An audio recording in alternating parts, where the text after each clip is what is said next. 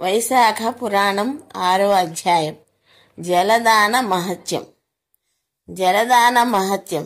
గృహగోధిక కథ. నారదుని మాటలను విన్న అంబరీష మహారాజు నారదునకు నమస్కరించి, మహర్షి, వైశాఖ మాస విశిష్టతను వివరించిన మీకు కృతజ్ఞుడను. వైశాఖ మాస విశిష్టతను మరింతగా వివరింపగోరుచున్నానని ప్రార్థించను. అప్పుడు నారద మహర్షి ఇట్లనెను, మహారాజా వినుము. మాస వ్రతములన్నింటిలో ఉత్తమగు వైశాఖ మాసమున మార్గాయాసమున దప్పికబడిన వారికి నీటినీయని వారు పశుపక్ష్యాది జన్మములనందుదురు. ఈ విషయమున ఒక బ్రాహ్మణునకు పూర్వం జరిగిన సంవాదమును వినుము. ఈ కథ మిక్కిలి ఆశ్చర్యమును కలిగించును. ఈ కథ వైశాఖ మాస దాన మహిమకు తార్కాణమైన ఉదాహరణ. పూర్వము ఇక్ష్వాకురాజు వంశమున హేమాంగుడను రాజు కలడు. అతడు గోదానముల అనేకములు గావించెను. భూమి యందు రేణువులను లెక్కించుట, నీటి బొట్టులను గణించుట, ఆకాశమనందలి నక్షత్రములన్నీను లెక్కించుట ఎంత కష్టమో ఆ రాజు చేసిన గోదానములను లెక్కించుట అంత కష్టం. అనేక యజ్ఞములను చేసెను.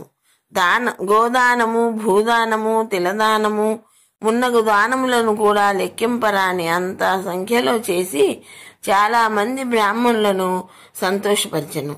అతడు చేయని దానమే లేదని ప్రసిద్ధి నందెను. అందరకు సులభముగా దొరుకున్నది జలము. అది దైవదత్తము, సులభము. అట్టి జలమును ఏమని తలచి జలదానమును మాత్రము చేయలేదు. బ్రహ్మపుత్రుడగు వశిష్ఠుడు ఆ మహారాజునకు గురువు, పురోహితుడు. అతడును జలదానము చేయమని పెక్కుమార్లు ఆ రాజునకు చెప్పెను. నీరు అమూల్యమైనది. అట్టి దానిని దానమిచ్చినచో విలువైన ఫలితమేమి వచ్చును? ఇట్టి దోషము చే ఆ రాజు ఒకప్పుడు జలదానము చేయకపోవట వలన చాతక పక్షిగా ముమ్మారు జన్మించెను. ఒక జన్మలో గ్రద్దగాను, కుక్కగా 7 మార్లు జన్మించెను. అటు పిమ్మట మిథిలాదేశమున పాలించు శృతకీర్తి మహారాజు గృహమున గోడపై నుండి బల్లిగా జన్మించెను. అచట వ్రాలు కీటకములను భక్షించుచు బల్లి అయి హేమాంగద మహారాజు జీవనము గడుపుచుండెను. ఈ విధముగా 87 సంవత్సరములు కాలముండెను. మిథిలాదేశ రాజగృహమునకు శత్రుదేవ మహాముని ప్రయాణము చే అలసిపోయి మధ్యాహ్న కాలమున వచ్చెను. మహారాజు శృతకీర్తి ఆ మునిని చూచి సంభ్రమముతో ఆ మునికి ఎదురు వెళ్లి సగౌరముగా ఇంటిలోనికి తీసుకువచ్చెను. వానిని మధుపర్కము మున్నగు వానితో పూజించి వాని పాదములను కడిగి ఆ నీటిని తన తలపై చల్లుకొన్ను. అట్లు చల్లుకొంటలో తలపై చల్లుకొన్న నీటి తుంపర్లు కొన్ని ఎగిరి గోడ మీద ఉన్న బల్లిపై దైవికముగా పడినవి. ఆ పవిత్ర జలస్పర్శ కలగగానే ఆ బల్లికి పూర్వజన్మ స్మృతి కలిగి తన దోషమును తెలుసుకొని పశ్చాత్తాపము కలిగెను. నన్ను రక్షింపుమని మానవుని వలె ఆ మునిని ప్రార్థించెను. అప్పుడు ఆ ముని బల్లి మాటలకు విస్మయపడి, ఓ బల్లి, నీవెందులకిట్లు దుఃఖించుచున్నావు? నీవు ఏ పని చేసి ఇట్టి దశనందితివి? ఇట్లేలా అరచుచున్నావు? నీవు దేవజాతి వాడవా? రాజువా? బ్రాహ్మణుడువా? నీవెవరవు? నీకీ దశ ఎలా వచ్చెనో చెప్పుము, నేను నీకు సాయపడదునని ప్రశ్నించెను. శృతదేవుని మాటలను విన్న బల్లి రూపమున ఉన్న హేమాంగద మహారాజు, మహాత్మా, నేను ఇక్ష్వాకు కులమున జన్మించిన హేమాంగదుడను, ప్రభువును, వేదశాస్త్ర విశారదుడను. భూమి అందలి రేణువులెన్నియుండునో, నీటి యందు జలబిందువులు ఎన్నియుండునో, ఆకాశమున ఎన్ని నక్షత్రములుండునో అన్ని గోవులను అసంఖ్యముగా దానమిచ్చి తిని, అన్ని యజ్ఞములను చేసి తిని, చెరువులు మున్నగు వాణ్ణి త్రవించి తిని.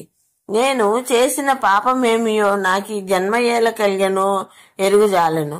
దయ్యుంచి నాకీ జన్మలు కలుగుటకు కారణమైన పాపమును, ఆ పాపం పో విధానమును చెప్పగోరుచున్నాను అని ప్రార్థించెను.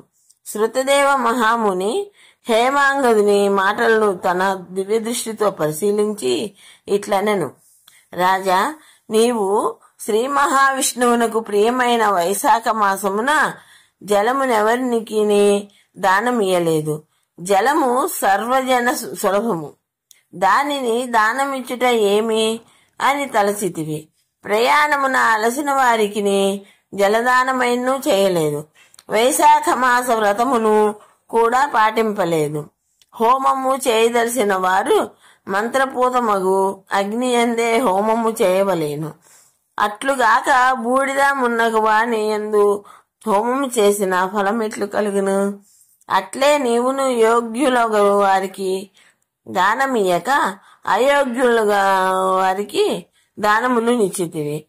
అపాత్రులకెన్ని దానములిచ్చిన్నో ప్రయోజనము లేదు కదా. వైశాఖ మాస వ్రతమును చేయలేదు, జలదానమును చేయలేదు. వారిపై దయన చూపుట ధర్మము, కాని వారు మాన్యులు పూజ్యులు కారు. అట్టి వారిని పూజించుట ఫలదాయకము కాదు. వారిపై దయా జాలి చూపవచ్చును, కాని గౌరవింపరాదు. తపము, జ్ఞానము, వేదశాస్త్ర పాండిత్యము, సజ్జనత్వము కలవారు శ్రీ మహావిష్ణు స్వరూపులు. అట్టి వారినే పూజింపవలేను. వీరిలో జ్ఞానవంతులు శ్రీ మహావిష్ణువునకు మిక్కిలి ఇష్టమైన వారు. అట్టి వారిని పూజించినచో తనను పూజించినట్లుగా భావించి శ్రీహరి వరములనిచ్చును. కావున జ్ఞానులైన వారు సర్వాధికులు, సర్వోన్నతులు. అట్టి వారిని గౌరవింపకపోవట వారిని అనగా శ్రీ మహావిష్ణువును అవమానించుటయే అగును. ఈ విధముగా చేయుట ఇహలోకమున పరలోకమున దుఃఖము కలిగించును. తీర్థములు కేవలం జలములు కావు, దేవతలు శిలారూపులు కారు. చిరకాలము తీర్థ స్నానము సేవ చేసినచో శిలారూపమున దైవమును చిరకాలము పూజించినచో వారి అనుగ్రహము కలుగును. కాని జ్ఞానులకు సజ్జనులను దర్శించినంతనే వారు ప్రసన్నులగుదురు, ఇష్టఫల ప్రాప్తిని కలిగింతురు. కావున జ్ఞానులకు వారిని సేవించినచో, వారి ఉపదేశములను పాటించినచో విషాదముండును, ఇష్టప్రాప్తి చే సంతోషము కలుగును.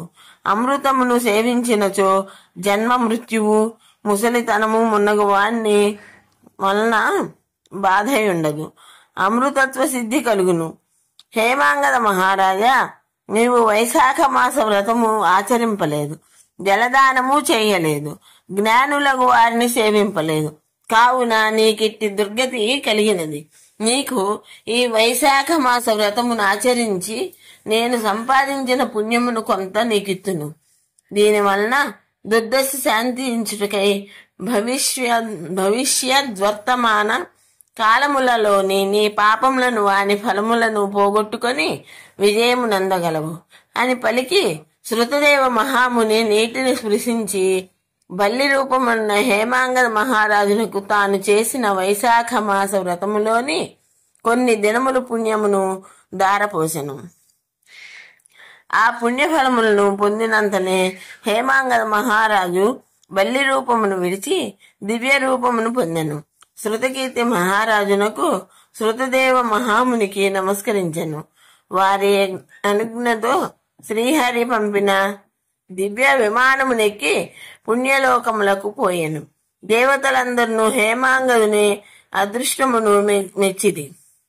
హేమాంగదుడును పుణ్యలోకమున 10,000 సంవత్సరములుండెను.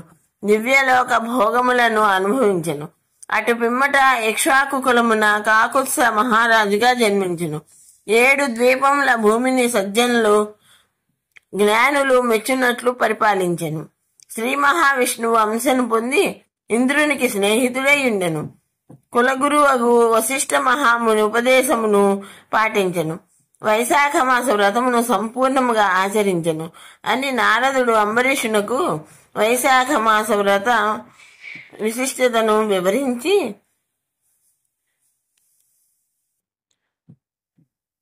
వివరించుచు గృహ గోధిక వృత్తాంతమును వివరించెను. వైశాఖ పురాణం 6వ అధ్యాయం సంపూర్ణం.